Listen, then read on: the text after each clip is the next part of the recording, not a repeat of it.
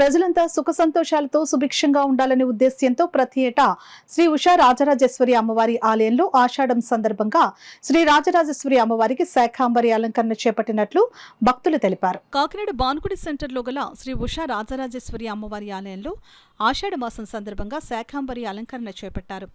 దేవాదాయ ధర్మాదాయ శాఖ ఆధ్వర్యంలో భక్తులు దాతలు అందించిన వివిధ రకాల ఆకుకూరలు, కూరగాయలు, పండ్లతో ఆలయాన్ని అందంగా అలంకరించారు. ఆలయ అర్చకులు హరిప్రసాద్ శర్మ, రామకృష్ణ శర్మ, శ్రీనివాస శర్మలు ఆలయంలో విగ్రహమూర్తులకు పూజలు నిర్వహించారు. ఉదయం నుండి పెద్ద సంఖ్యలో భక్తులు తరలివచ్చి స్వామివారిని దర్శించుకుని పూజలు చేశారు. ఈ సందర్భంగా ఆలయ భక్తుడు విజయ్ మాట్లాడుతూ ప్రజలంతా సుభిక్షంగా ఉండాలని ప్రతి ఏటా శాఖాంబరి అలంకరణ చేస్తున్నట్లు వెల్లడించారు. అమ్మవారి దేవస్థానంలో ఆషాఢ మాసం సందర్భంగా రెండవ శుక్రవారం నాడు ఇవాళ అమ్మవారికి కూరగాయలతో అలంకారం జరిగింది. ఈ కార్యక్రమం దేవాదాయ ధర్మాదాయ శాఖ వారు మరియు భక్తుల ఆధ్వర్యంలో జరిగింది, భక్తుల సహకారంతో జరిగింది.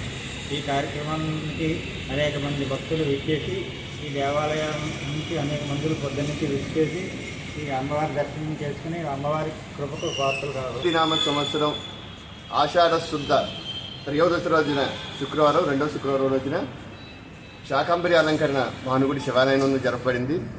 భక్తులందరి సహకారంతో విశేషమైన కూరగాయలతో ఆలయ ప్రాంగణం అంతా అలంకరించడం జరిగింది. అమ్మవారికి విశేషంగా అన్ని రకాల కూరగాయలతో ప్రత్యేకంగా అమ్మవారి అలంకరణ జరిగింది. ఈ ఆషాఢ మాసంలో శాకాంబరిగా అమ్మవారిని దర్శించే వాళ్ళకి ఎప్పుడూ కూడా కూరగాయలు కానీ ఇవి కానీ ఎప్పుడు కూడా వృద్ధిలో ఉంటాయి.